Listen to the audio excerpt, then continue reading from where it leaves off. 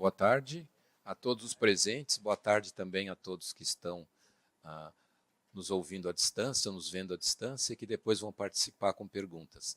Hoje a gente tem uma enorme satisfação de ter conosco o professor Sérgio Baldassin.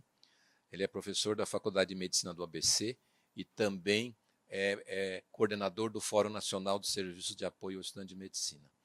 Ele é psiquiatra e ele vai falar hoje sobre suicídio na área médica. Obrigado por ter aceito o nosso convite. Obrigado, gente. Bom dia a todos. Obrigado pela presença. Primeiro, é uma satisfação muito grande estar aqui, né? Eu acho que com vocês, Milton e Patrícia, o CEDEM está atingindo um nível assim, muito legal, né? E acho que esse é um modelo que vocês trazem não só da atividade, da formação de vocês, mas também do SAEME. E eu tenho o prazer de participar disso e considerá-los amigos também. Eu entendo que tem pouca gente hoje que produz o que vocês produzem e dividem. Eu acho que essa é uma proposta que encanta todo mundo. Então é um prazer, é uma honra estar aqui hoje. Então vamos lá. Essa ideia de usar o filme, né, da Netflix, que aconteceu em 2017, ela não é nova. Ela já foi feita em outras ocasiões, mas eu me atrevi a trazer esse artefato para a área da medicina, né, para a área da graduação especialmente, eu vou falar um pouco mais. E fazer essa provocação. Em primeiro lugar, o primeiro estudo que aconteceu sobre esse fenômeno da Netflix foi um pessoal de Viena, junto com alguns pesquisadores na Austrália, nos Estados Unidos, e Canadá. Eles pegaram, através de uma leitura de alguns milhões de mensagens no Instagram e no Facebook, e viram que, num determinado momento, isso ocupa no mundo um destaque muito grande. E aí eles falaram, bom, vamos medir o que aconteceu com o suicídio nesse mesmo período. E aí eles fazem uma série de trabalhos, eles alertam que esse é um primeiro estudo, é algo para se tomar muito cuidado, mas eles descobrem, quando eles veem na população de 10 a 19 anos, homens, aqui no laranjinha os números reais, e os restos são modelos estatísticos criados para ver a significância desse trabalho que veio de muitos anos anteriores. Então, se vê realmente um pico, existe um excesso de suicídios aqui de 12,4%, e para mulheres, nessa faixa etária também de 10 a 19 anos, um aumento um pouco maior. Entretanto, aumenta também, significativamente, o número de enforcamentos. Quem assistiu o seriado sabe que a Hannah, ela não se enforcou, né? Ela cortou os pulsos e morreu. Então, isso nos alerta para talvez isso não seja tão significativo assim academicamente. Tem vários estudos depois, alguns eu vou comentar, canadense. Tem um muito interessante de colegas do Sul, professor Christian Killick, que eu vou comentar aqui também. Mas o que é interessante destacar? Além de haver uma tendência, tem um grande potencial de contágio da mídia e nós precisamos, como educadores ou cuidadores, envolver a mídia nesse processo. A Associação Brasileira de Psiquiatria ela tem um material que é próprio para divulgação e muita gente desconhece. Nós fizemos um evento recente aqui no IPQ, o professor Christian Killick, que é psiquiatra no Sul, ele mesmo já foi jornalista, ele tem um irmão que trabalha na televisão também como jornalista, e havia vários jornalistas, a gente estava falando sobre burnout, neurociência e burnout, e eles desconheciam essas regras. Então a gente tem que ter realmente uma preocupação maior com a mídia, porque faz muita diferença. Eu me lembro recentemente que se matou um presidente peruano, né? E eu escutei a notícia no rádio da seguinte maneira, não lembro quem foi, porque foi muito interessante. O presidente, eu esqueci o nome dele agora, o Alan Garcia, ele deu um tiro no seu corpo e morreu. Eu parei por alguns segundos e fiquei pensando. Até falei, bom, ele suicidou. É diferente, né? E eu vou mostrar algumas coisas depois, como é importante na área da saúde mental, do suicídio, a palavra. Bom, aqui são estatísticas. Isso é um slide que eu sempre distribuo para os alunos do 6º ano, para eles terem uma noção do que acontece no mundo, né? E está aqui, isso já é maior atualmente, a gente tem quase 1 milhão de pessoas cometendo suicídio. Isto é maior do que mortes, né? Isso é 3 vezes mais importante do que mortes durante a gravidez e o parto. É muito importante. Assim como existem muitos casos de depressão e transtornos mentais no mundo inteiro. Aqui, uma página muito legal para quem quer saber mais, do Instituto Nacional de Saúde Mental americano. Veja que um detalhe muito importante, sempre que a gente vai tomar conta desse assunto, acho que a professora Major, uma época, final do ano passado, ela trabalha com saúde ocupacional, ela me perguntou, Sérgio, eu estava interessado em fazer uma abordagem sobre pensamento e ideação suicida, né? Falei, você tem uma equipe, né, pronta para responder? Então veja que a primeira coisa que aparece aqui é um telefone. Mexer nesse assunto, você tem que ter uma retaguarda, né? Esse assunto é considerado, e muita gente ainda na nossa área desconhece, que é um problema de saúde pública, né?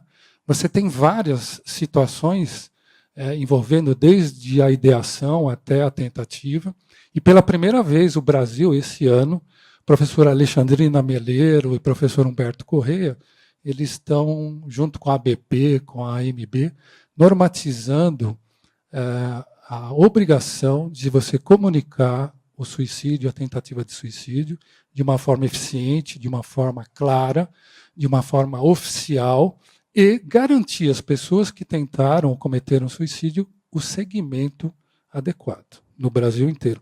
Está faltando só regulamentar as leis, né? E, finalmente, só para lembrar, os Estados Unidos é um dos lugares, um dos 60, se não me engano, você comentou uma vez, lugares que a gente confia em estatísticas. Vejam que as causas de morte por suicídio, dependendo da faixa etária, elas são predominantes até os últimos anos de vida. Então, a gente tem, lógico, uma faixa de jovens onde esse desespero, essa desesperança, combinada com substâncias e transtornos mentais, não precisa ser necessariamente uma doença, faz isso ser a segunda ou, às vezes, a primeira causa de morte, e isso vai continuando até que você tenha a pessoa com mais idade e mais solitária também acompanhando isso. Então, isso é um evento importante, né? No Brasil, a gente pode dizer que ainda é um lugar onde você não tem taxas muito altas, né? Mas é um lugar grande que tem números absolutos de suicídio muito grandes. A média mundial está quase o dobro disso, de 5,23. Mas em alguns lugares que a gente tem notícia, isso se multiplica muito. Se a gente pegar bairros de Porto Alegre, você tem lá 38 suicídios por 100 mil. E muitas vezes algo simples, como você colocar uma tela num viaduto, você sai da estatística, né? Isso é mundial. Existem lugares que são assim, uma atração para suicídio, poéticos, né, ou dramáticos. Eu lembro que eu conheci um lugar em Sydney, na Austrália, que é chamado The Gap, a falha. Os poetas vão lá, né? Os desiludidos do amor vão lá e pulam. Lá embaixo tem uma praia de nudismo e tem um dos melhores restaurantes da Austrália, que deve ter uns 200 anos. Por que que o sujeito se desligou do mundo comum, né, lá embaixo? Bom, lembrando aqui, como a gente vai falar de estudante de medicina e médico, esse é um quadro que todos conhecem, é o mais recente deles para o Brasil, né? São pessoas que avaliam quem morre mais tarde, ainda é o japonês, trata as doenças de uma maneira estatística e vai classificando quantos anos de vida ou de incapacitação uma doença é capaz de produzir. Então, lógico, qualquer médico hoje sabe que, em verdinho aqui, quem mata mais no Brasil são as doenças cardiovasculares e o diabetes. Mesmo depois da reforma da Previdência, se você for dar aposentadoria para cego diabético, você quebra a Previdência, mesmo essa que o Guedes está planejando. Mas olha que interessante, a segunda causa, que é neuropsiquiátrica, ela não mata, ela incapacita muito. Isso já faz um viés aqui na avaliação dessas situações, inclusive o suicídio. A saúde mental, ela é um objetivo da Organização Mundial de Saúde. Há muitos anos existe uma ação global que fala que a gente implemente estratégias de promoção, de prevenção, que a gente fortaleça a oferta desse serviço, e não é tão comum ainda a gente ter esse acesso. Alguns países que você tem acesso a tratamento, eles chegam a aumentar em 50, 60 vezes a redução de transtornos. Na área médica, não é muito diferente. Existe muita discussão, o estudante de medicina, o médico, a médica se mata mais do que a população geral. Em geral, sim, isto é verdade. Existem alguns colegas que têm algumas situações interessantes. Um professor da UFMG, o Humberto Correia, ele está fazendo um estudo para o Exército. E ele vê que o médico e a médica nas armas se matam na mesma incidência. E aí ele faz uma provocação. Será que a mulher, lá fora, ela se sente em combate? É mais difícil para ela? Por isso ela se mataria mais, que é o que acontece nas médicas. Então, dependendo do que você compara, você encontra números, em geral, maiores. Vários estudos aqui. Esse é um colega do ABC. Ele mediu desesperança. Ele pegou o questionário de Beck e só comparou desesperança nos cursos. Tem vários cursos aí, farmácia, enfermagem, e ele encontra, sim, um sentimento muito grande. E, interessante, ele fala que é fácil de abordar, né? Depois vem uma descrição aqui bem interessante de alguns fatores de risco, como morar sozinho, estar na terceira série. Isso depende da faculdade, dos seus professores, né? Sempre tem um professor que fala, foi por causa dele que o pessoal se matou, né? Desde a residência até a graduação. E alguns estudos que falam que, sim, é maior que a população, é maior que outros acadêmicos. Poucos estudos eles discordam de que o estudante de medicina ele tem menos desesperança, menos depressão e menos suicídio. Opa. Bom. Quais são as evidências, então, de que o que a gente está falando aqui é verdade?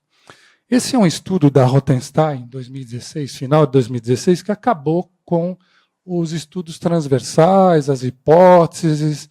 Não, tem evidência, sim, de que você tem um percentual grande que pensa em suicídio, dependendo da população que você tiver. Não é maior do que a população, mas ele existe, e é surpreendente que isso aconteça entre estudantes de medicina. Né? Você entrando na Faculdade de Medicina, segundo a Rothenstein, esse é um estudo que envolveu quase 50 países. Nós temos 13 estudos brasileiros selecionados, e 3 deles foram feitos na minha escola, que falam do trote, falam de internato e falam de desesperança. Então, você entrou na faculdade, você já ganha uma chance de 3,5% de deprimir, e isso piora também na residência. É isso que a gente tem que explicar para os nossos alunos desde o começo. Eu gostaria de pedir licença para fazer uma homenagem para essa casa, né? Essas pessoas, muitos de vocês conhecem. Esse cara aqui, né, o Paulo Maluco, né, o Paulo Arruda, querido, elegeu esse sujeito aqui, que é o Milan, né, Luiz Milan, que cuidou da saúde no atendimento de estudantes de medicina nessa casa durante muitos anos, é o serviço mais antigo em atividade e que mais produziu conhecimento para o Brasil inteiro. Quando eu vim aqui montar o meu serviço, há 21 anos atrás, eu vim visitar o Milan, ele sai da entrevista e fala: Sérgio, aconteceu um negócio muito grave, eu vou ter que deixar, você continua aqui com a minha colega. O professor Milton lembra do que aconteceu, né? Tivemos aí uma morte na piscina aí embaixo. E o Milan, o que ele representou? O desejo do professor Marcondes e sua turma, que na sua época perderam um colega e tinham o sonho de um dia montar um serviço que cuidasse de estudantes. O Milan tem um artigo no nosso livro, que tem pesquisadores do Brasil inteiro, que ele fala especificamente do suicídio na MED. Ele fala assim, que é um tema angustiante, que lida com a morte, mas é muito pior que as outras especialidades, porque é sempre um evento surpreendente, não acontece em hospitais, né? E ele cita uma palestra que ele fez e alguém levantou a mão e ele fala: eu sei quem que é o culpado disso, é o capitalismo. Então, problema resolvido, vamos continuar, né? Todo mundo sabe que é o capitalismo que produz o suicídio e pronto. Por que eu coloquei isso aqui? Quando a gente tem suicídio, a gente sempre procura um culpado. Os alunos falam que o professor fala que o aluno não avisou, tem uma piração, a gente tem um grupo grande de 200 pessoas que tem um WhatsApp e de 300 que tem outros meios de comunicação em mais de 100 escolas. Então, oi pessoal do Força. Não é incomum, teve essa semana outro suicídio, né? Quase toda semana a gente recebe uma comunicação ou no grupo ou privadamente, e não é incomum isso acontecer no grupo e as pessoas piram, são profissionais, né? E ficam numa situação assim depressiva, às vezes meio histriônica. Eu recebo comunicado privadamente: Sérgio, mas esse grupo pirou, está todo mundo aqui falando um monte de bobagem, estão agindo como pessoas comuns. Nós somos pessoas comuns, né, que cuidam, deveriam se cuidar melhor, mas acabam esquecendo muitas vezes que isso aqui não existe. Não existe um culpado quando você fala de suicídio.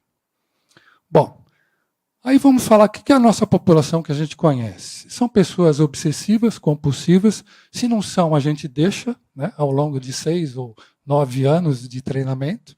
São vulneráveis psicologicamente. A Alexandrina fala muito disso, né? Somos românticos durante a graduação, por incrível que pareça. Os mesmos motivos que muitas vezes nos levam a escolher a medicina são os mesmos de desordens psicológicas. Isso vem do século passado, onde as pessoas tinham uma abordagem, um vigor psicanalítico muito grande.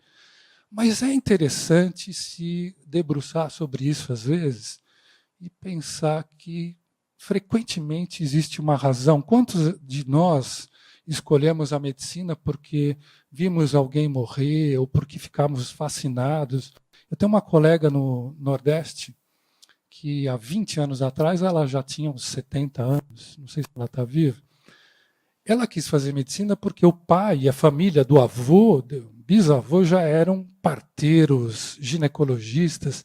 E naquela época, ainda é comum em cidades menores, o GO ele tinha uma área para atender paciente na casa, né?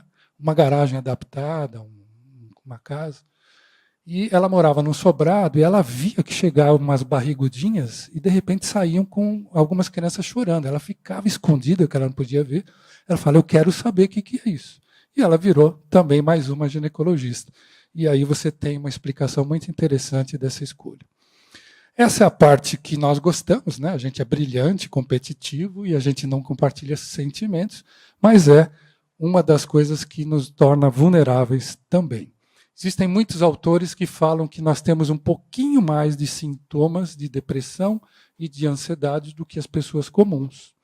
O Paulo Arruda falava que você vê quem é médico num jogo de futebol, é aquele cara que, se alguém se machuca, ele vai querer fazer um curativo ali, colocar o braço no lugar, ele é um xereta nessa área, né? Bom, então vamos para o que interessa. Por quê ou por que não, né? Isso não é muito claro como o slide, é muito difuso para algumas pessoas ainda. nesta época que a gente vive.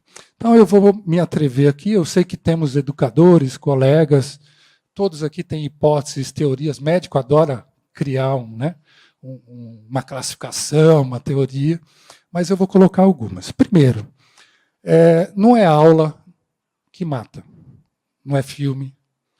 Nós vimos aí há alguns anos, algumas faculdades, uma faixa lá, olha, a UFX mata. Não é verdade. Né? O que mata? O que leva ao suicídio? As principais causas, transtornos mentais e uso de substância. Então, nós estamos falando que tem tratamento.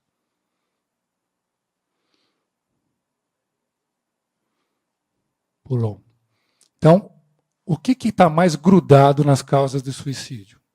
É a bebida, é o transtorno mental, especialmente o transtorno de humor, é a depressão, o bipolar.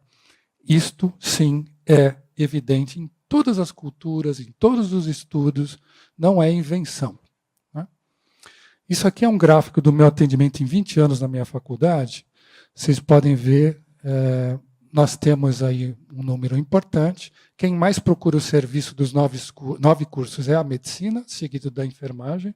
Tem crescido muito outros cursos, mas ele ainda não predomina no atendimento. Esse aqui é muito chato, ele chega questionando tudo, medicação, diagnóstico. É duro fazer o primeiro atendimento, mas ele adere mais do que esse pessoal, que é muito mais afetivo. Isso é uma opinião pessoal de um clínico que está lá há 20 anos. Não tem evidência científica. Mas esse pessoal some mais fácil. Tá? E o que predomina? Ou é transtorno depressivo ou ansioso, sempre alternando perto de meio a meio. E quando a gente fala de sujeitos que estão numa faixa de depressão, esse é um estudo que a gente fez há muitos anos aqui, que compara, isso chama, eu peguei um questionário com 75 perguntas, com 4 alternativas cada um, que diz assim, quando você tem problema, o que você faz? Através de análise fatorial, rotação varimax, como se fosse uma roleta, as respostas vão caindo mais vezes próximas de outras. E junto com a estatística, nós criamos 10 fatores. Então, vamos pegar aqui busca de alívio, que é o quê? Usar calmante ou procurar ajuda, o amarelinho. Indivíduo normal é quase que negativo. Mas ele começa a aumentar quando ele está disfórico, quando ele está deprimido. Fugir do problema não é comum, isso é tudo estudante de medicina, todas as séries. Depois eu vou mostrar também ao longo do curso. Fugir do problema não é comum, ele vai aumentando até atingir um ápice. Então, como diz a Alexandrina, muitas vezes estudar medicina pode fazer mal à saúde. Tem um sujeito aqui que fez parte dessa banca, né, ele ficou tão assustado que o professor quase caiu da cadeira. Professor Milton. É uma brincadeira, a gente fica lembrando isso, vira e mexe. Bom, então, tentativa prévia também é outro fator importante quando a gente fala de suicídio, além do transtorno mental. Mas algumas vezes, como dizia o Milan, a gente tem imprevisível. Quem pensava que esse sujeito aqui, né, que a gente assiste com frequência, divertido, falava o que pensava, viajava pelo mundo inteiro, experimentando, divulgando, mas tinha sinais. Né? Depois as pessoas comentam isso. Então existem fatores de risco que nos faz pensar em contaminação. E isso já foi comum há muitos anos atrás, chamado de efeito Werther, que é o pessoal do Sul aqui, o Killing, junto com a Aline Zimmermann, eles fizeram também, usaram as 13 razões para se matar e viram que, por outro lado, as pessoas que assistiram essa série diminuíram de uma maneira importante sua ideação suicida. Assim como também diminuíram significativamente o comportamento de fazer bullying. Na prática, nós, psiquiatras, talvez alguns não concordem, mas recebemos convites ou procura para conversar sobre o assunto de pais, de alunos, de sobrinho, tia, a professora, a pediatria fez um monte de atividade, a ebiatria, para saber do assunto do que falar que tentou suicídio. Então, tem aí uma brecha para a gente fazer parceria com a mídia. Né? O que foi muito ruim lá? Mostrar. A gente não deve mostrar, né, como é que se comete suicídio, a pessoa cometendo aquilo. Foi assim, nós ficamos indignados de assistir aquilo. Várias instituições mandaram para a Netflix esse comunicado. E parece que querem fazer novas séries abordando. Bom, outro motivo pelo qual você não deve, né? Porque why not? Porque muita gente não sabe que tem um problema de saúde mental. Né? Isso acaba influenciando o coping. Lembra que eu mostrei naquele slide azul? O deprimido ele começa a lidar mal com os problemas. E isso impede a procura também. Vamos ver um estudo grande, recente, né? 17 anos de depressão nos Estados Unidos. Paper muito legal. Olha quem publicou. É um pessoal sério, né? Centro de controle. O que eles falam? Olha, mais da metade desconhecia, isso aumentou em 25 estados americanos, 2/3 tinham problema mental ou abuso de substância, isso é um número grande, gasta muito, né? Cresceu muito a autoagressão, que eles chamam de automutilação, e olha só, quem desconhece o problema, como muito estudante de medicina, tem pior relacionamento, é mais o homem, é mais violento no dia a dia, você tem mais despejos e mais problemas financeiros. E as pessoas não sabem. Então, saber disso é importante. Né? Porque talvez não tenha acesso a um profissional. Sua escola tem um serviço de apoio? Nós temos aí a ideia dentro do Força, né, o Eduardo Rumes, que está defendendo seu doutorado em breve, ele já fez um protótipo de um site que provavelmente vai ser abraçado aí pelo Conselho Federal. Nós vamos fazer uma abordagem muito grande no país todo. Tem o apoio de instituições discentes, nós vamos mostrar mais para frente. Então, será que lá tem uma rede de apoio? Né? A gente está montando, acho que vocês aqui já têm também, profissionais, psiquiatras que são ex-alunos ou que fizeram residência aqui, que estão aqui. Eles oferecem ajudar gratuitamente alguns alunos por algum tempo necessário, sem cobrar nada. Né? Porque muitas vezes no serviço você tem um limite de atendimento em tempo. Se ele é sigiloso, é importante também, e se tem um programa de qualidade de vida na sua instituição. Aqui, dentro da Organização Mundial de Saúde, a gente pode afirmar que a maioria dos países não tem acesso. Né? Você tem muito pouco acesso. O que a gente gasta por pessoa no mundo não chega a $3 para tratar. E tem um estudo muito legal do Instituto Nacional Americano com o Banco Mundial que fala que para cada $1 que você investe em saúde mental, você tem um retorno de $4 na sociedade. Olha só. Imaginou você fazer uma aplicação que te dá isso? Legal, né? Já tem cidades, saiu um artigo recente falando de cidades saudáveis. Um dos itens para você criar uma cidade saudável é saúde mental. Né? E o que isso implica? Transporte, acesso à cultura, diversão, segurança, isso é influência de saúde mental. A gente tem ambulatórios de violência em grandes escolas. O que você atende lá? Gente assaltada, gente sequestrada. Eu lembro de um paciente que era um professor de cursinho, super divertido, pessoa para cima, foi assaltado, 2 vezes colocado no carro, sequestrado, ele não aguentou, né? Ele desabou. Então esse é o comum. E como é que a gente tapa esses buracos, essas deficiências? Com parceria. Aqui tem algumas. Né?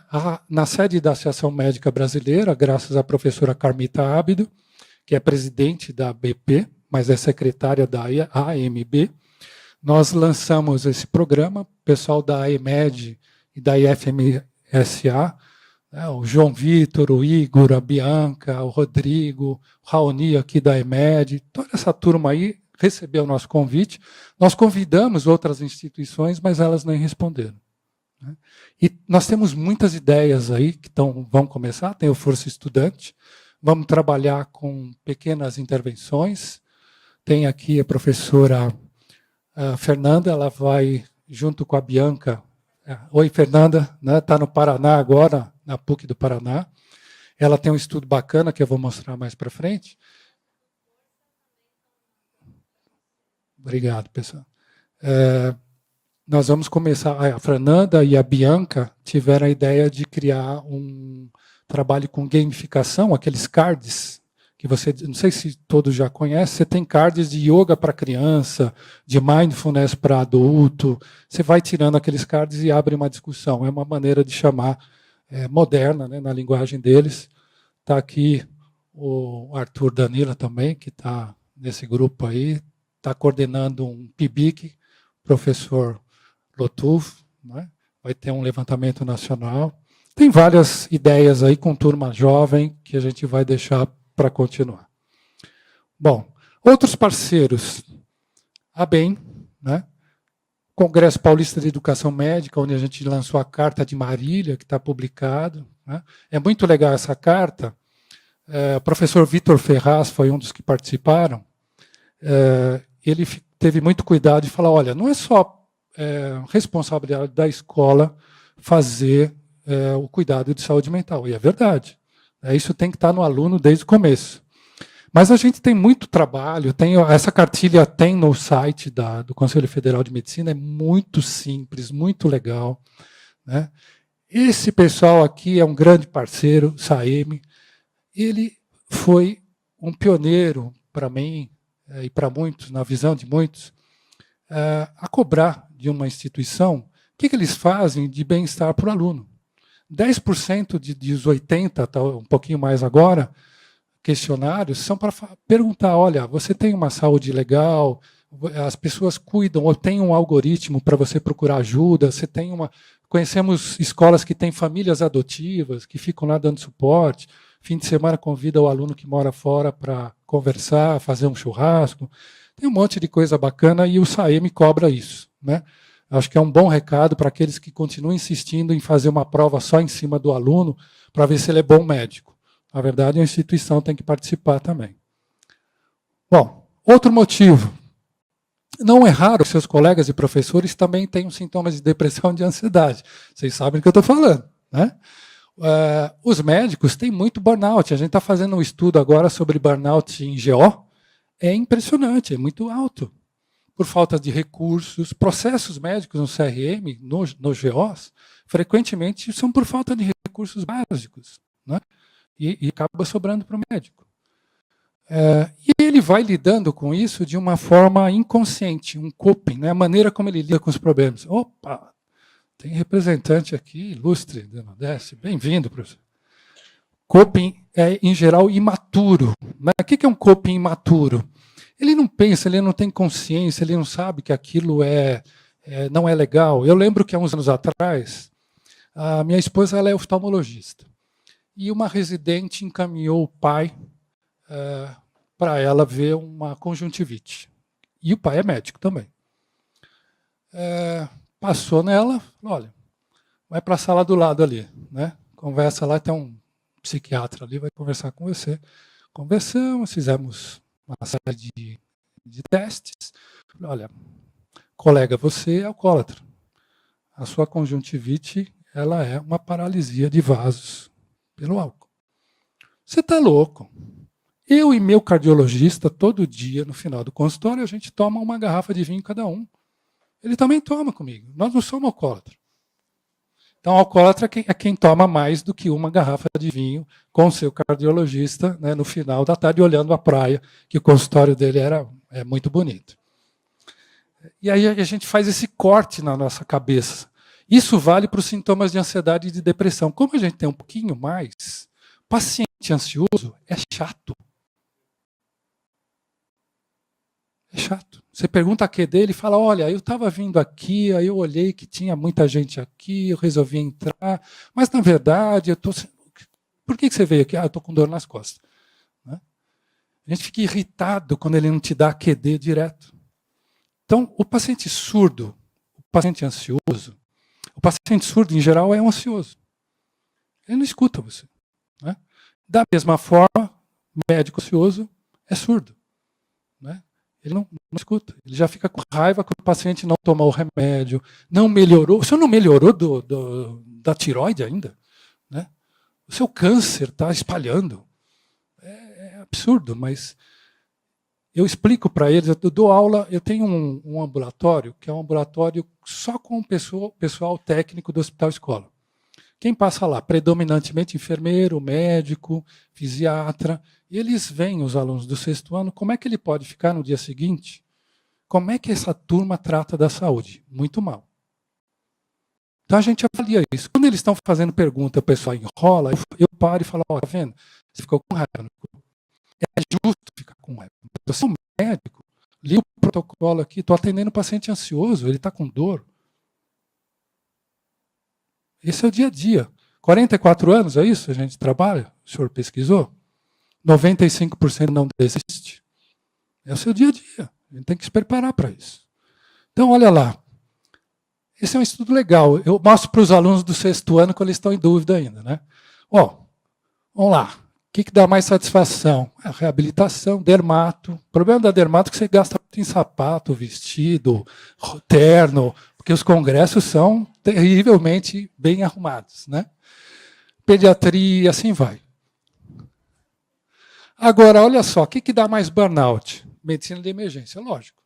Mas olha só, também está lá na maior satisfação. Então, o que faz esse sujeito ter mais satisfação também? É disso que a gente vai falar hoje aqui. Né? Esse é o estudo que eu falei para vocês das 10 possibilidades, dos 10 fatores que um estudante de medicina em geral utiliza para lidar com problemas. Isso é antes da Damares, me desculpe. O azulzinho é dos meninos, né? O que eles fazem para lidar com problema? Enche a cara, usa droga e fuma. Meninas, rosinha, busca de apoio social. As mulheres têm muito mais suporte social, buscam mais problema. No pânico, especialidade do professor Lotufa aí. Os homens, acho que é uma das poucas condições que o cara procura logo atendimento, porque ele não consegue trabalhar, ele não sai do lugar. Né? Mas, em geral, as mulheres, por exemplo, têm mais depressão, mais ansiedade, mas procuram ajuda mais rápido. Né? E assim vai. O que é um médico ideal? Todos nós aqui, algum dia já traçamos uma meta. Né? Não, tá problema tal. Não, pode deixar que eu vou traçar uma meta. Eu estou agora com um problemão. Eu tenho um paciente que eu suspeitava que era um antissocial, um psicopata. Os pais são muito legais, donos de uma universidade. E ainda mandei para outro colega, porque ele veio com 2 diagnósticos de borderline. E o cara me ligou assustado e falou, Sérgio, pelo amor de Deus, isso aqui é um antissocial, não tem o que fazer, por que você me mandou? Eu falei, olha, eu tinha suspeita, mas eu não quero sozinho, eu fiz um plano. Né? Eu vou pedir, eu não vou comentar. Eu falo, é um border. Ele ficou bravo, a gente é amigo. Falou, porra, você me manda um antissocial e agora? Não, mas agora eu vou chamar a mãe, o pai, vou falar, olha, esse cara que é muito bom, ele trabalha com transtorno de personalidade, ele falou, não tem o que fazer. Então, vou ter que tomar, fiz um plano. Né? A gente adora. Tem um colega que é neuro, ele fala assim, se me der 24 horas, eu dou uma aula de carburação. Né? A gente é metido a saber as coisas, ser brilhante, dominar um assunto, fazer um plano de ação, uma classificação, mas isso pode atrapalhar muitas vezes quando não dá certo. E aí vem as outras, eu vou mostrando ao longo do tempo. Fantasiar, por exemplo, né? Não é muito comum entre nós. É saudável fantasiar, mas isso chega num nível no internato muito grande.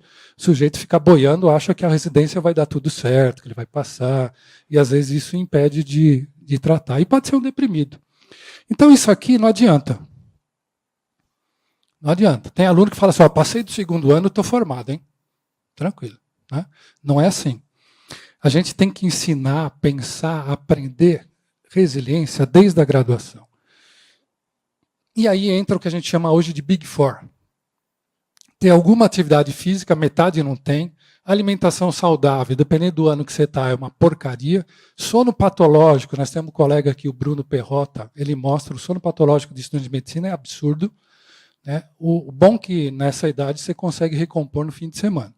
Manuseio do estresse, tem aparecido muito mindfulness entre médicos.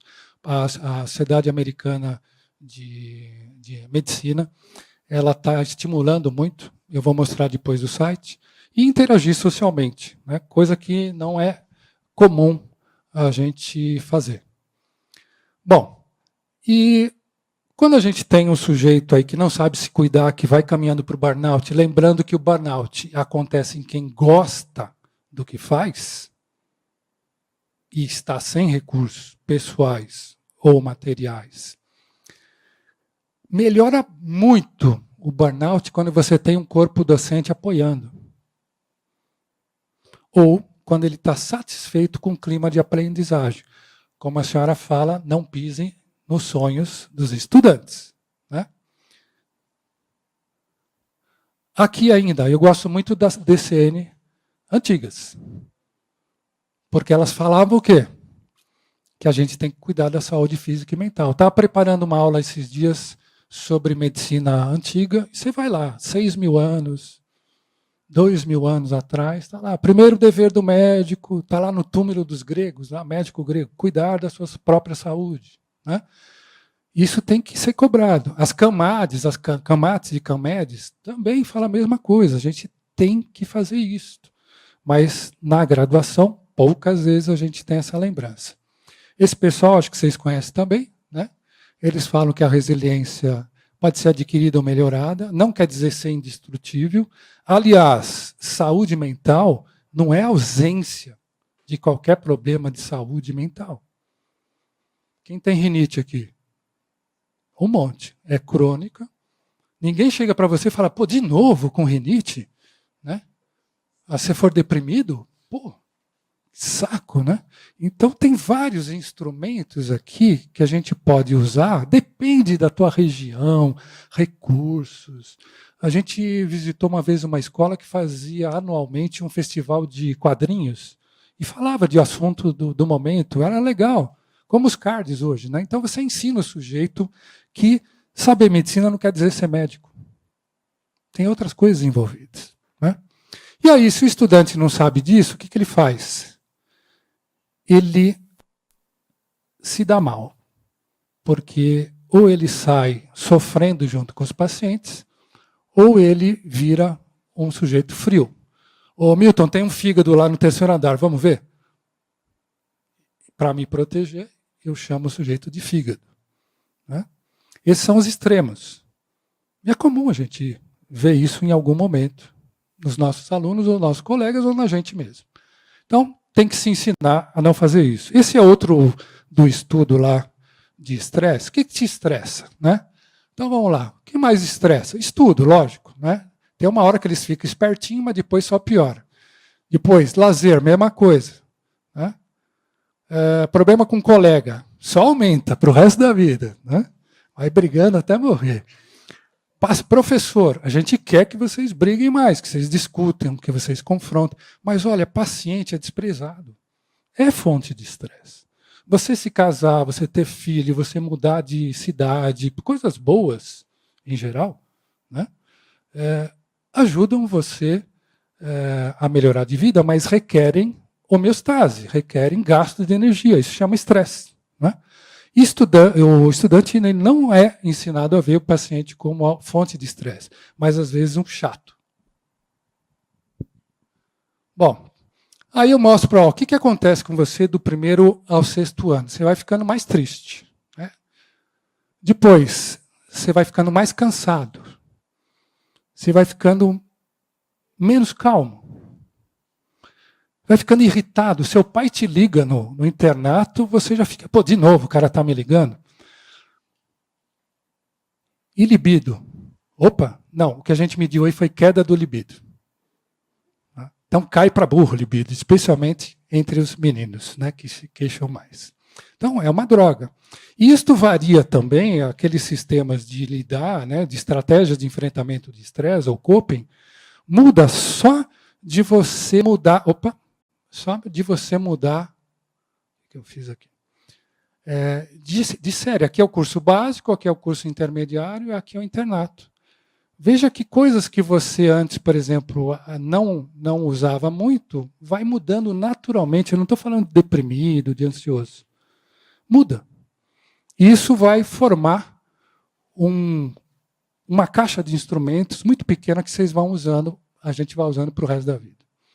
Outro motivo, não procuram atendimento os estudantes. Não tem tempo, tem receio de falarem alguma coisa, do estigma. Isso vale para médico também. Muito tempo a gente teve aí vários estudos, né, umas revisões bem fraquinhas nos últimos 60 anos. Começaram os primeiros estudos bacanas mesmo em San Diego, na Califórnia, na década de 60, mostrando essas coisas aqui. Mas chega uma hora, esse paper todo mundo tem que ter, que ele provou que não é mais estudo de caso, isso aqui é evidência, é um estudo complexo. Ele mostra, sim, que a gente tem mais sintomas de ansiedade, de depressão e ideias de suicídio. Então, partindo disso, a gente sabe que isto não é raro de acontecer. Outro motivo pelo qual, why not? Não é incomum a gente não ter psiquiatra no serviço que atende estudantes. Não estou defendendo o mercado, não. Muitas vezes a gente faz videoconferência, pessoal de longe fala, professor, não dá para contratar um psiquiatra, só tem 2 aqui no meu estado. Eles querem R$400 por hora de atendimento do estudante. Então, contrata um professor. Mas professor? Sim, professor, ele vai se dedicar à pesquisa, ele vai dedicar à assistência dos alunos e ele nunca vai avaliar aluno. Ponto. E aí você tem um cara antenado, produzindo conhecimento lá na região, faz parte do Força, publica, e ele divulga isso aí nos eventos. Né? Por que médico? Por que o psiquiatra? Tem muita coisa que a gente tem associado aí que um psiquiatra precisa estar lá. É uma emergência médica, o suicídio, a ideação suicida, a tentativa. Tem coisas que a gente despreza. Né? Eu só dei calmante natural. Deprime, dá gastrite, dá alergia. Né? Famoso passiflora, por exemplo. Não é legal. Olha, eu lembro uma época que o governo do estado trocou o fornecedor de interferon. E o pessoal começou a ter quadro de ansiedade. Só por isso. Né? Drogas também, doenças também. Professor aí, asmático, né? Acompanha há um tempão. Com o perfil do asmático, as primeiras descrições neuróticas aí são de quadros pneumológicos, né? Quadros pulmonares. E assim vão. Algumas doenças, inclusive, nem a pessoa sabe. Né? A gente criou um programa de check-up calouro na escola para o aluno que chega, para ir atrás dessas coisas. E as comorbidades. A gente tem que ter lá também uma visão sobre isso. Por quê? Também, outro why not, quem tem mais sintomas de ansiedade tem mais chance de cometer suicídio, que é desprezado. Ansiedade é um sintoma desprezado. Né? Seja ele causando, acompanhando, piorando ou impedindo uma melhora adequada. Entretanto, é um transtorno extremamente comum, esse é o dele só de saúde mental, está lá na ponta, né, depressão, ansiedade.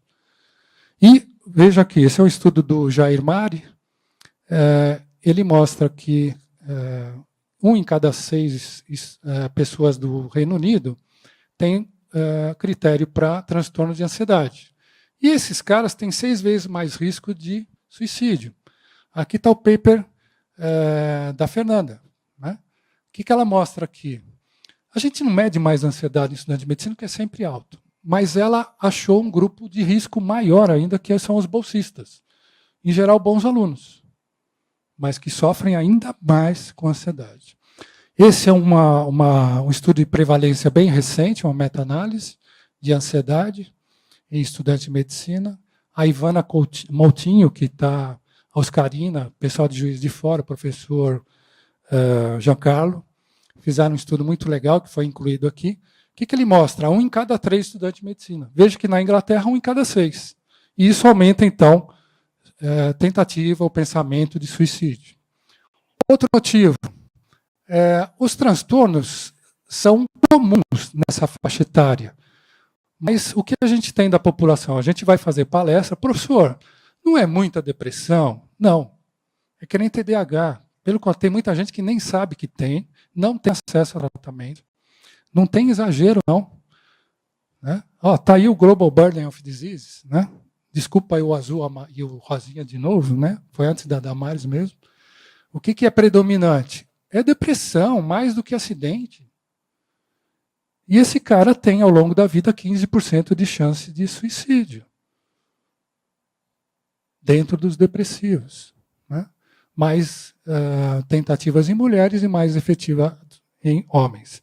Então, muito professor esquece que essa geração tem estas características. Ponto.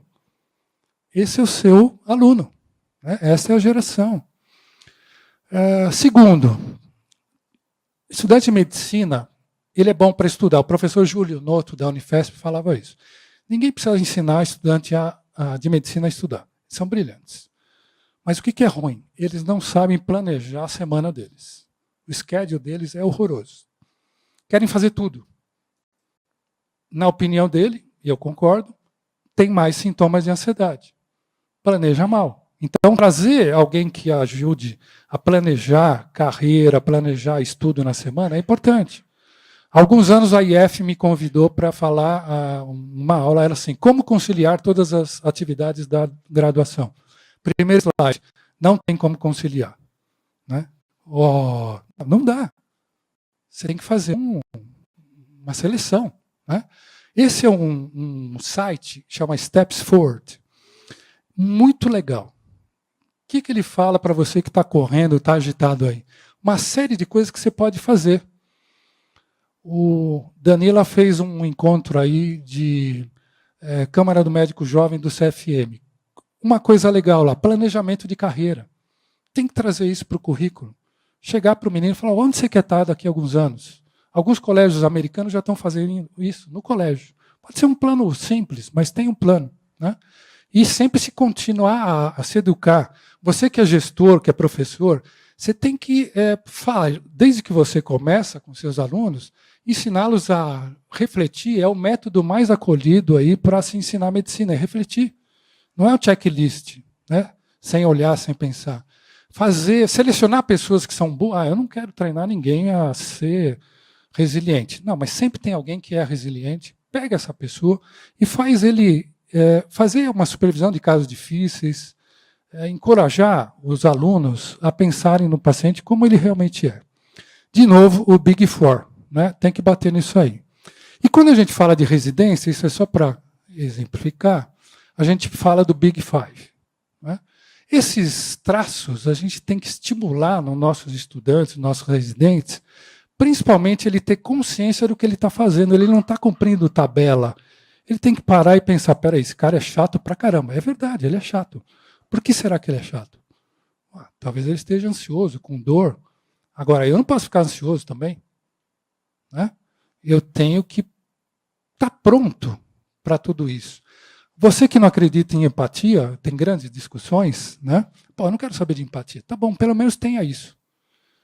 Tudo isso aí a gente avalia para dar uma nota para grau de neuroticismo. O americano gosta muito disso. Tudo que você tem um grau alto de neuroticismo tem grande chance de dar errado. Né? Mesmo que você seja um gerente de estoque, que todo mundo quer que você seja um chato, você vai acabar pagando caro por isso. Outro assunto, a gente falou um pouquinho já, doença mental não é ausência de qualquer sintoma. Você realmente acha, você acredita que depressão não é frescura, burnout não é moda, não é fraqueza? Será que você não julga essa geração? Quando tem o suicídio, como eu falei para vocês, todo mundo no nosso grupo lá dá uma piradinha. Né? Não tem culpado quando a gente fala de suicídio. Essa é uma revista, se vocês puderem, acessem, é muito legal de ler. Meu professor, ele costumava dizer que, não era o Fraletti, era o José Américo. O Paulo Arruda falava isso também. vai numa banca de jornal, pega esses manuais, porcaria, Guia do Suicídio, falar sobre depressão, lê um pouco. Você adquire de novo uma linguagem simples para conversar com pessoas. Você falou isso de um educador espanhol, que eu não lembro, na tua livre docência, que ele era um especialista em educação infantil. Depois foi para a universitária. E perguntaram o que era mais difícil, né? E ele fala assim, olha, o educador infantil, ele abraça, ele defende a criança, ele pensa muito na criança. E o educador universitário, ele pensa muito nele, né? Então, se a gente fizer isso com os nossos pacientes, é muito legal. Isso aqui usa uma linguagem tão simples. Eu comprei, assim, aeroporto, estou esperando. Fascinante. Para começar, a palavra certa para doença, transtorno mental. A palavra assusta. Ela incomoda quando a gente fala de deprimido, de louco, né? De suicida. Isso é importante, isso faz a gente pensar de uma maneira automática. Além disso, a nossa civilização ela fez uma mudança. O suicídio ele já foi aceito em muitas culturas, né? Em Roma, você podia suicidar dentro de 5 razões. Então, tinha lá, né, loucura, dor, moral, né, perdi uma batalha. Mas fora daquilo, você também respondia. Segundo o Humberto Corrêa, tem 19 países no mundo que ainda te prendem se você tentar suicídio, você é processado. Até que não... ele cita outra coisa legal também, o suicídio da Lucrécia, né? Quando a Roma caía o império e começava a república, houve uma onda de estupros. E a Lucrécia, que era filha do prefeito de Roma à época, ela chama o pai, o marido, e se mata. E aí tem uma série de suicídios de Lucrécias. Até que num determinado momento, especialmente na Igreja Católica, você tem o pecado do suicídio, né? Santo Agostinho aborda dessa maneira e fala, olha, se Lucrécia fosse realmente pura, ela não precisava se matar. Não vou julgar isso, quem já atendeu estupro sabe como é que isso funciona, isso não tem cura. É que nem a Chapecoense, né? Morreu todo mundo, não tem cura. Você vai lá, o Brumadinho. Tem 42 órfãos de pai e mãe em Brumadinho. Isso tem cura? Não. Você não tem casa para voltar, você não tem pai, não tem mãe. É pesado. Mas eles abordam de uma maneira muito bacana e falam que a maioria das pessoas não entendem que a depressão é um problema cerebral, né? Neurofisiológico. Isso leva a uma série de problemas. Por quê? Estudante de medicina também não sabe se cobrar equilibradamente. Eles copiam modelos de abusos, né? Quem foi abusado, abusa. E valoriza isso, né? Não é raro a gente se encontra e fala, lembra aquele professor, ele fazia isso com a gente, não sei o quê. Chama síndrome de Estocolmo, grosseiramente falando, né? A gente despreza também. Você acaba achando bacana aquilo, né? E não é assim. Eles confundem o que é assédio com pedagogia efetiva. Né? O professor era duro. Eu lembro que ele fez decorar lâminas a vida inteira. Tudo bem, nosso preparo é exigente, mas isso não dá direito de ninguém abusar. Por outro lado, tem um excesso de tudo é assédio também. Né? A gente viu isso, quem é educador, administrador, vê isso. Esse é um caso comum, né, de um publicado. Não acredito que te deixaram entrar na medicina. Você é mole, você é isso, você é aquilo. Eu lembro a minha turma, nós somos das primeiras turmas da minha faculdade, que está fazendo 50 anos.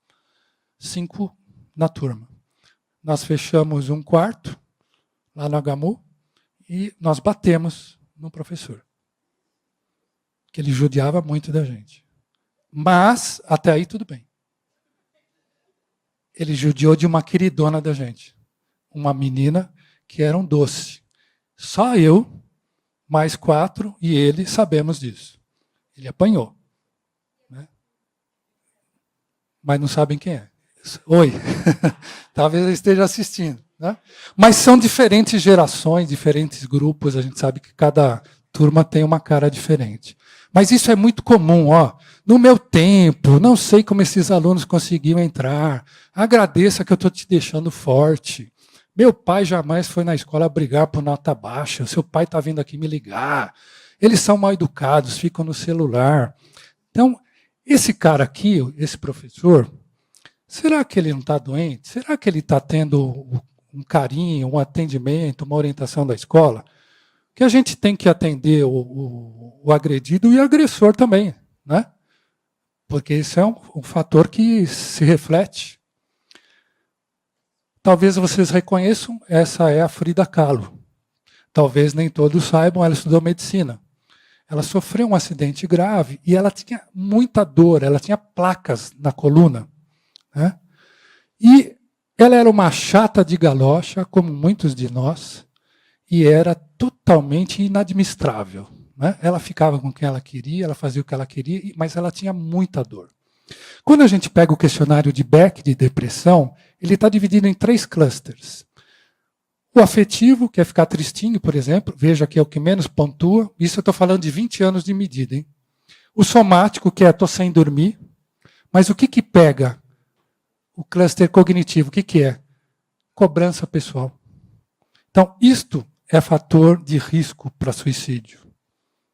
Uma pessoa desesperançosa, uma pessoa cheia de cobrança pessoal, vem lá algum ambiente tóxico que pode ser um gatilho para isso, né? Outra, porque depois do suicídio todo mundo minimiza o problema, ou culpa, mas ninguém, muitas vezes, as pessoas às vezes não conversam com alguém ou não são ouvidas, né? Então alguém vai conversar com você e você fala, não, cara, vai dar tudo certo. Jamais, não faz isso, né? Isso pode piorar muitas coisas. Então, tem alguns passos aqui que não mudam. Mantenha contato. Quando um aluno vai lá, você está saindo para outra sala para dar aula, não tem tempo e ele vem, ou um colega ou um aluno no consultório, para e pensa. Que saco, justo agora. Então, convida ele. Você ia tomar café antes de dar outra aula? Convida, ó, vamos tomar um café? Escuta, né? Muitas vezes não existe isso na sua escola, né? Tem vários produtos que a gente tem antes, durante, depois. Muitas vezes a IES, a sua escola, não sabe o que fazer. Nós já visitamos uma escola que tinha um quadro de destaque perto de um anfiteatro onde todo mundo passava, de um aluno que suicidou. Uma foto bonita, assim, o cara olhando. Não. Você pega um aluno lá que se considera já apagado na vida, ele vê aquilo e fala, opa, boa ideia, hein? Vou ficar na galeria aqui. Não. Suicidou, tem kits para você fazer depois do suicídio, algoritmos. Você tem que trabalhar, montar uma equipe, funcionário, professor, aluno. Você trabalha 1 semana, 2 semanas, 2 meses, 6 meses, 1 ano. Você vai, que nem a Chapecoense, tem que ficar lá 2 anos na cidade trabalhando, né? Brumadinho. Bom, e por que a gente ensina a resiliência? Porque é isso que a gente faz, a gente cuida dos outros. É relevante para a saúde pública, um médico resiliente. Para a saúde do paciente, médico que não está burnoutado, ele erra menos. E reabilitar é sempre melhor do que a gente mandar embora, né? Finalmente, porque eles não cuidam bem da sua saúde emocional. Eles nem sabem o que é isso, né? Ele é ruim, ele é repetido de preceptores. Esse é um livro da Katia Burley, que a gente faz capítulo sobre coping. Você tem a guerrinha clássica, o pessoal do curso básico falando de ética, e o pessoal do pronto-socorro, do internato, falando, eles não são médicos, o negócio aqui é diferente. E você começa a se adaptar a isso, né? E olha, o que a gente faz ao longo da vida? A gente vai negando os problemas, racionalizando, se automedica, busca esporte de risco, você aguenta a vida inteira, né, o ano inteiro, mas você vai lá pular de bungee jump na África, numa ponte que tem um rio seco. Aí você fala, nossa, estou bem, por um ano. Não, não é assim. E a gente vai copiando esses modelos e perdemos a compreensão aristotélica, que é uma coisa que me agrada, né? O Aristóteles era de uma família de médicos, então ele sabia unir o pensamento, a razão com o coração. Não sei se ele era empático, mas ele administrava melhor a coisa. De novo, por períodos, né, para lembrar. Então, na medicina, o que é comum? Desculpa aí, pessoal de Brumadinho, já dei aula lá com esses slides, mas isso é o que a gente faz frequentemente a vida inteira. A gente represa sempre e nem sempre a gente resgata. O que a gente faz? Conhecer os riscos, fazer palestras como essa, incrementar a autoconfiança, permitir reabilitação, envolver os alunos em pesquisa. Aqui tem algumas coisas interessantes. A gente precisa desintoxicar esse ambiente. Não é ser bonzinho, bacaninha, não é nada disso.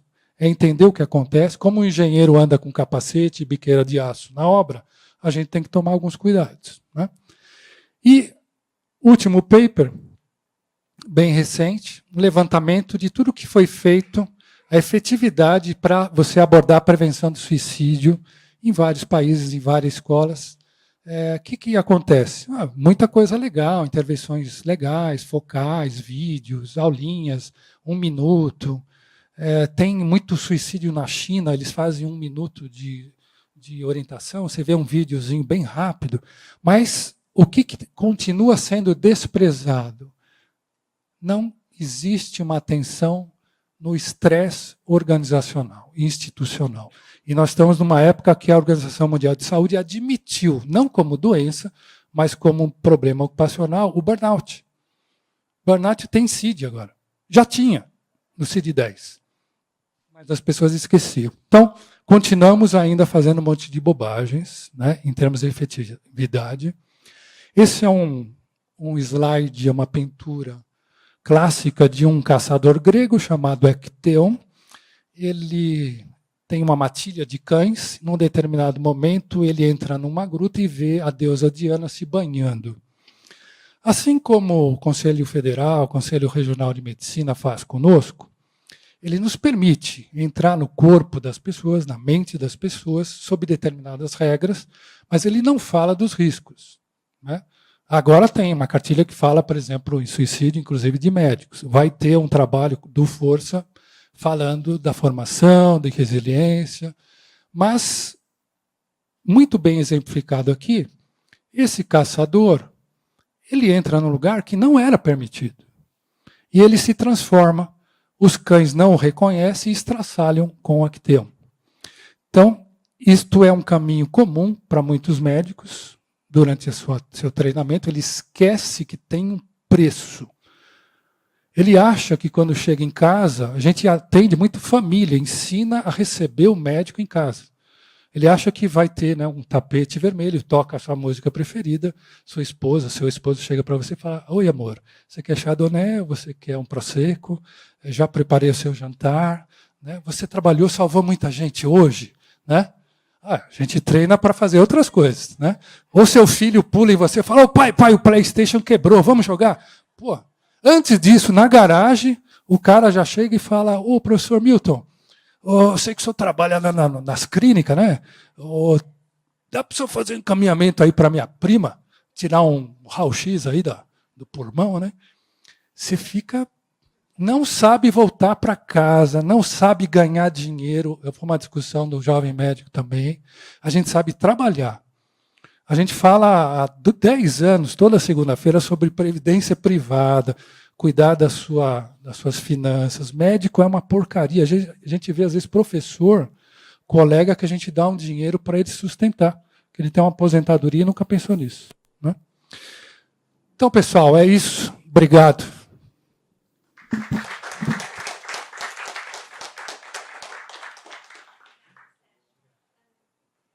Vamos abrir para perguntas.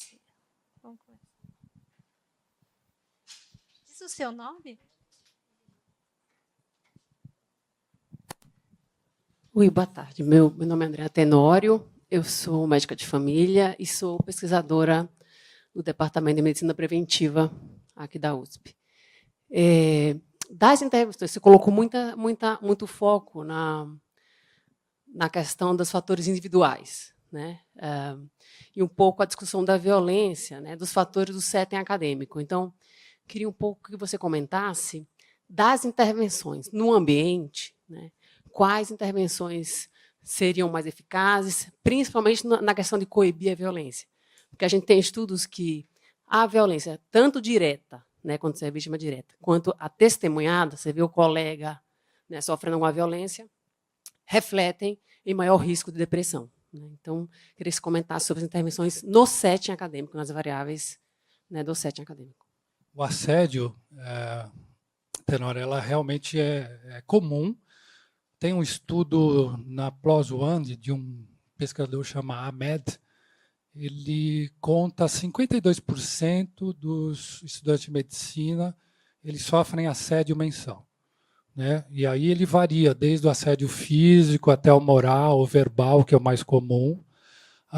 Nós fizemos uma câmara técnica no Conselho Regional de Medicina do Estado de São Paulo durante 2 anos e meio, estudando violência na escola médica.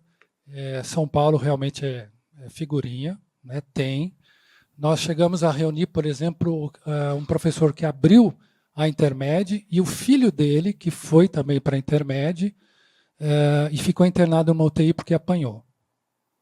Violência na Intermed. Né? Que é frequentemente cobrado em termos de assédio, de violência. Então, tem várias coisas. Tem uma cartilinha do CRM que fala isso. Se você jogar lá, você vai achar. Né? Depende muito de cada região, do que você tem de recursos. Não adianta copiar o que deu certo para um, que deu certo para outro. Nós já fizemos visita uma época pelo SAEM, numa escola que tinha trote, mas, professor, a gente dá um termo de consentimento antes e o aluno assina que ele concorda em levar o trote. Esse é o estudante de medicina. Né? E o cara assina. E vai para o trote. Tem cara que sente falta do trote. Você pergunta às vezes, quem queria estar de cabelo vermelho aqui e levar um? Eu queria. Tem uma cultura difícil, em alguns lugares pior. Aí é uma opinião pessoal. Acho que quando a medicina chega depois numa universidade, também alivia um pouco. Porque você tem uma interação social diferente. Contrário de uma escola onde a medicina chegou antes. Ela é mais dona do pedaço. Né? Mas isso é milenar, né? Essa coisa de passagem. Mas eu acho que está melhorando muito. Eu já tenho escutado muito aluno falando assim, olha, não posso fazer nada, pô. Né? Tudo é trote, tudo é assédio. Eu acho que a gente está indo para o outro lado, mas sim, tem algumas intervenções legais e depende muito dos teus recursos. Envolve professor, aluno, tem que ter comissão de recepção, que o SAEM cobra. Tem muita coisa boa aí para ser feita. Nós tivemos aí no Força, alguém colocou o chefe médio. Os alunos chegam e eles vão cozinhar e fazer uma competição. Legal, naquela turma deu certo. Né? Depende muito do perfil de quem está entrando também. Mais alguma pergunta aqui? Eu sinto que a gente ficou um pouco reflexivo com tantas ideias, né? Eu quero agradecer quem está online. A gente tem 20 escolas ou cidades, vamos dizer assim, pessoas que estão te assistindo e passando aqui informações, mas não chegaram perguntas, chegaram muitas reflexões, agradecimentos, abraços. Você podia mandar uma mensagem especial para o pessoal do Força, que os professores e os estudantes estão vendo você. Pessoal do Força, bom dia. Obrigado pela presença. Logo, logo a gente vai ter mais atividades aí, ampliando detalhamento de como aderir ao Força, programas que a gente vai lançar. Isso estava um pouquinho parado, mas está crescendo agora, e junto com o pessoal da EMED, da IFMSA, que está trazendo um vigor jovem aí, com certeza vai continuar. Obrigado pelo apoio.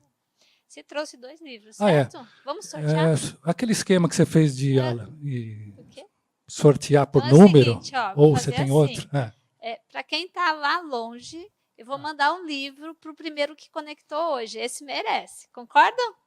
Então eu vou ver quem foi o primeiro que conectou e vai levar, eu entrego o livro.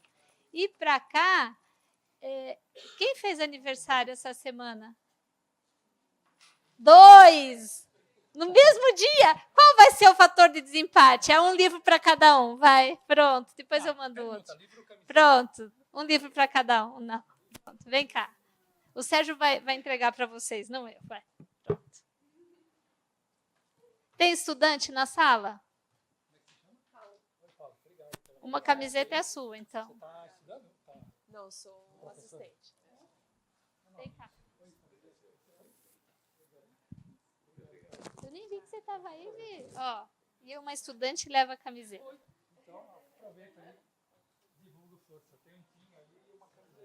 E aí nós vamos dar uma camiseta para o mais sênior, que é o professor que tem mais tempo de professor, de docência. Ó, pronto, vai ganhar aqui. Quem se colocou, vem aqui, professor. Olha. O Milton está falando que o senhor deu aula para ele, então é de fato mais experiente.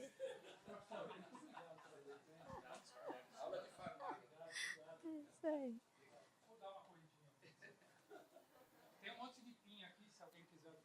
Fazer propaganda do Força. É isso aí, gente. Esse trabalho bonito que vocês têm feito. Manda e-mail para ele. Qualquer coisa, manda e-mail que a gente manda os trabalhos e responde perguntas aí também. Tá bom? Uma coisinha sobre isso antes de terminar. Porque a sala de aula, a aula não termina quando acaba. Vocês sabiam disso, né? A gente continua com as ideias que a gente leva para casa. A gente continua depois quando entra em contato com o professor. A gente continua quando aprofunda o conhecimento. Então, a gente está tendo uma oportunidade de continuar essa conversa com o Sérgio. Obrigada, Sérgio. Obrigada a todo mundo. Obrigada pela presença.